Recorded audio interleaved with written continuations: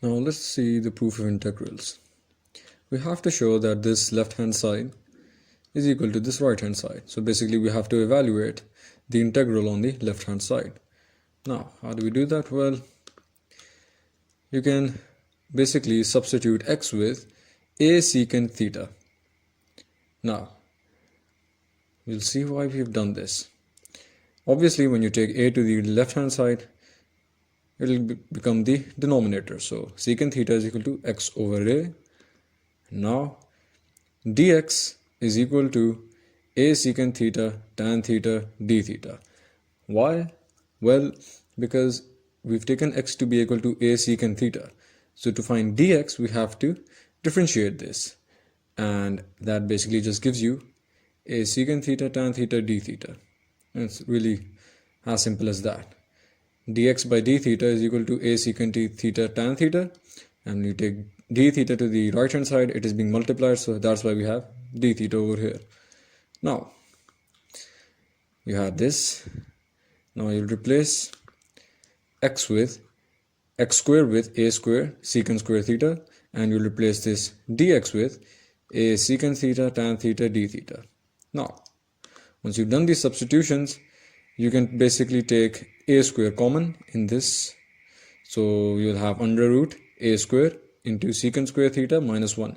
Now this is the crucial part. What we've done here is we replace secant square theta minus 1 with tan square theta, because that's an algebraic identity. The algebraic identity states that tan square theta is equal to secant square theta minus 1, which is why we have this tan square theta over here.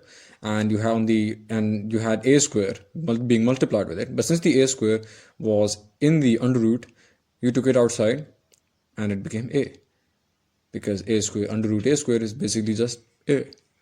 Now you can cancel out this a and this a, so you now have this secant theta tan theta over tan theta, and then basically you can cancel out this tan theta and this tan theta to get integral of secant theta d theta. Now basically you just have to integrate secant theta, and that basically just gives you the natural log of secant theta plus tan theta plus c1.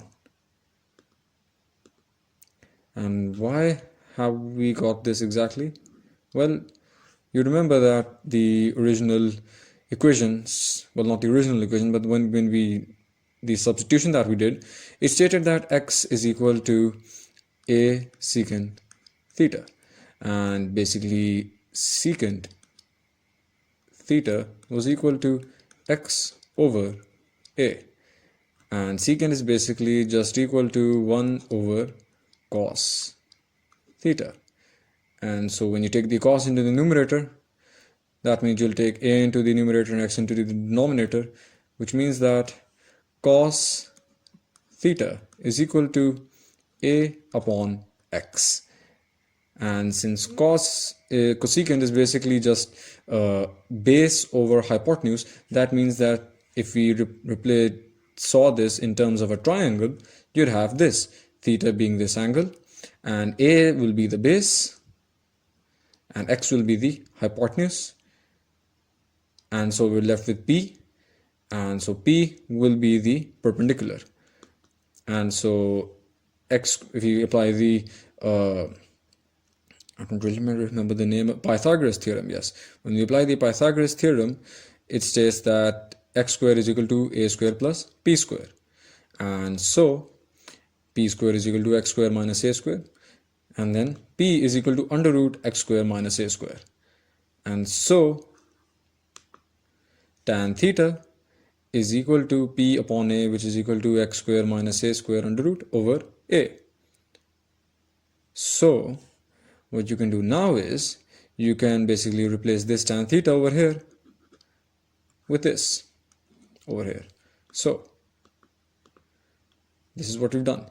We had secant theta plus tan theta, the natural log of secant theta plus tan theta. We already know that secant theta is equal to x upon a, and we add that into tan theta, and we already found before that tan theta is equal to this, under root x square minus a square over a, plus a constant, obviously the constant of integration. And you can basically just, since the denominator here and here are equal, you can add them up. And so you can see that since a here is being divided, and you know that in logarithms, when two things are being divided, you basically just mean that the two logarithms are being subtracted. So basically the numerator, the natural log of the numerator minus the natural log of the denominator, which is why we have this minus this. And ln of a being a constant, means it will give a constant value, which means that now you can basically just replace this minus ln a plus c1 with 1c.